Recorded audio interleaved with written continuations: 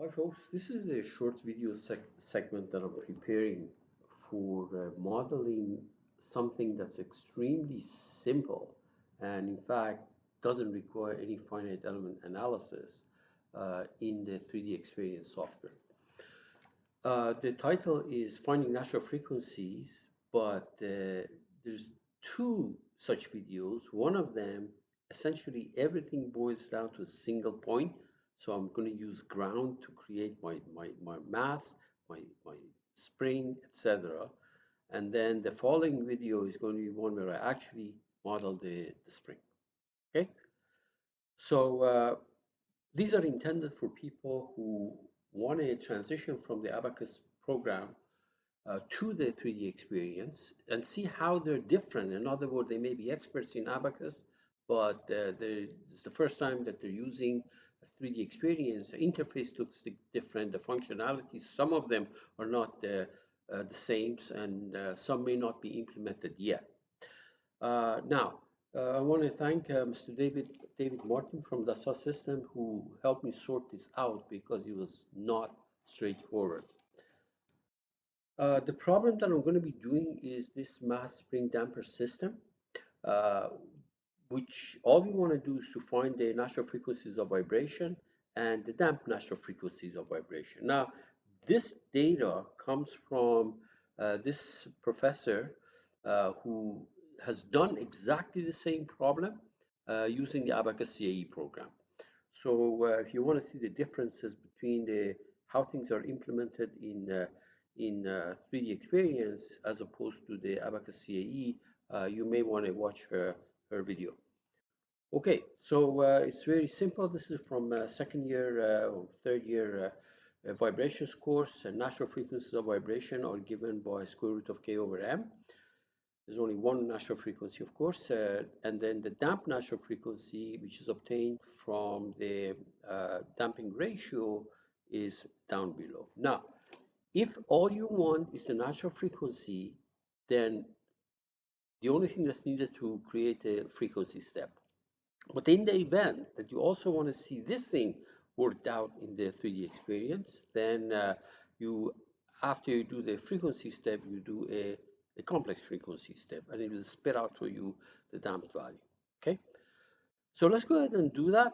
I'm going to go here. I'm going to create a single point, but this single point is going to be where I put my mass and I put my spring, which is going to be attached to the ground.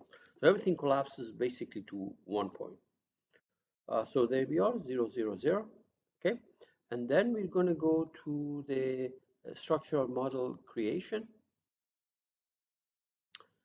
standard.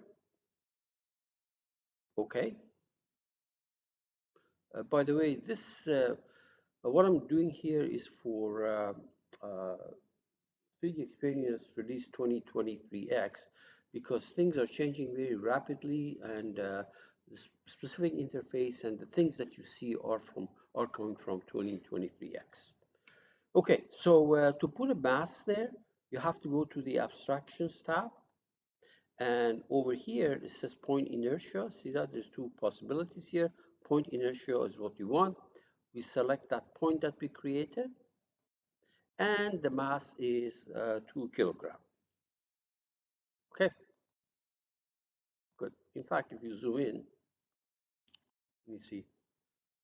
It's kind of hard to see. There seems to be a mass sitting right there. Now, the next thing is we want to create the spring, so we go to the connections.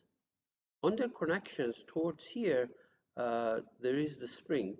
On the right-hand side, there's a spring, and there is rigid connection. Of course, we don't want rigid connection. We want the spring. You click on it. Now notice that you can have between 2 points, 2 supports. One of them can be ground. So in this particular problem, I'm going to, for the first support, is going to be that point that I created. And for the second one, I'm just going to use the ground. Okay, so essentially everything collapses to one point. Okay, now it's a linear axial spring. Okay, and then over here, check the enable advanced behavior, and this is where you can define the mass and the spring and the damper as in a single shot. Okay, so you enable the advanced behaviors. You click on this pen. Now, if you select the text, you see that the text in the elasticity, it allows you to define the stiffness of the spring. So I'll put a 4 here. And notice that because it's a single degree of freedom system and everything is relaxed to one point, there's only one option. You have Fx, and it's just right there. Okay. And then you have to click on the damper, not on this box, on the text next to it. If you click on the box, nothing happens. But if you click on the text, it opens up. Select, it's a viscous damper, select FX, and there's only one option, FX, and then put a value of 4. Sorry, it was 2, right? The damping value, no, actually it was 1. Damping value was 1. You can see that, Newton second per meter. And this is it. You close that, and you close this, and we are done with our essentially finite element model. So now we're going to go, in my video so far, I've been using structural scenario creation, but this is a more elaborate version of structural scenario creation. There's a lot of stuff that you can do here, you can't do there. For example, that business of complex frequency, you cannot do it by going there. So you go to mechanical scenario creation. Now make sure you select the structural. Under analysis type, select structural, because if you select general, there's some stuff here that you're not going to be using for stress analysis problem or solid mechanics problem. And then here you have to select the finite element model that was created right there. See that? Under finite element model, there's only one that we have. You select it and you say, okay, good. Now, by the way, the reason that it put the spring here is because by default, apparently it puts in the global x direction. And this is a single degree of freedom. It really doesn't matter how I do that. Now, we're going to go, and it's interesting because you don't have to specify any restraints here, okay? Because the single degree of freedom, apparently it fixes it by itself. You know, I suspect that it's going to be fixed in the x direction. But anyway, let's not worry about that. So you go under the procedures. First, we're going to do a frequency step right there. See that? And it says up to 10 frequencies, but this is a single degree of freedom system. There's only one frequency that it has, natural frequency. Even if I put down 10, it's going to come back and say, I couldn't find 10. There's only maybe 3. I think in this case, you would say 3 because, but 2 of them are going to be essentially 0. So just leave it as 10. There's no problem. And everything is default. You say, OK. All right, that's pretty much it. So you go to simulate. I will come back later on and I put a complex. Here's a complex frequency to get the damping frequency. So let's go ahead and simulate. This is the model check. Good. This is the scenario check.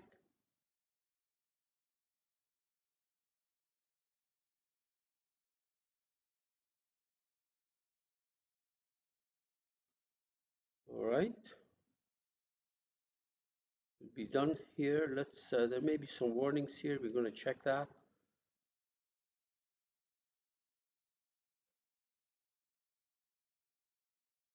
Let's see.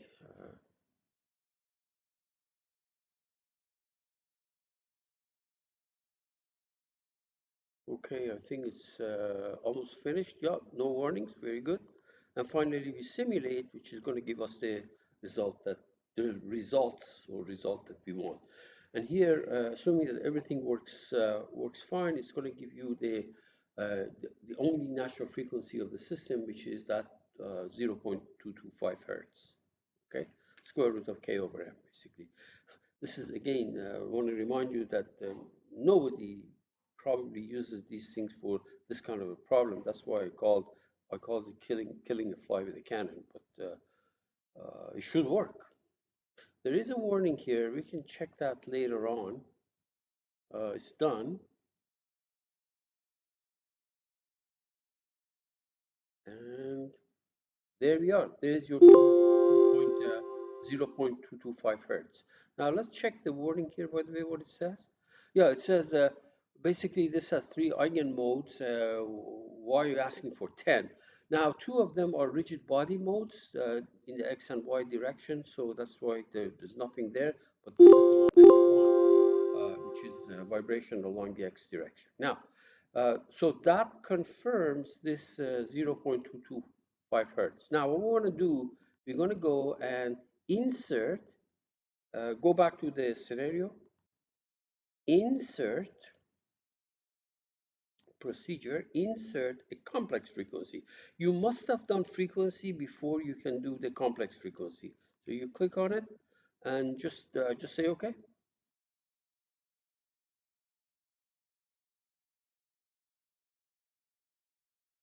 And oh yeah, okay, and then simulate. Okay, I forgot to simulate because I inserted that step, but I didn't simulate yet. So now it's going to simulate it, and lo and behold, there's going to be only one value, and that is 0.222, which is this damped natural frequency. Yeah, there's nothing fancy in this problem. You cannot plot the eigenmodes or the mode shapes. It's just a single degree of freedom system, and there's really nothing to it. Again, there's some warnings here. I suspect it's associated with the fact that these two. And here, this one is, see, it says frequency step 1, which obviously is 0.225. If I go to, hold this for a second. If I change this thing to complex frequency, there we are, 0.222 hertz, which is in confirmation with what we have here. Now, I could have done these simultaneously. First inserted the frequency, immediately complex frequency, and run it at the same time. The outcome would have been the same. Now, in the next video, I'm going to repeat this problem, except that I will literally make the spring for you, okay, between 2 points, where one of them is not, I'm not going to make it ground. I'm going to make literally 2 points, and the spring between the two. There are some issues there that it's going to be beneficial for people to do it a different way beside the way I did it. Good luck.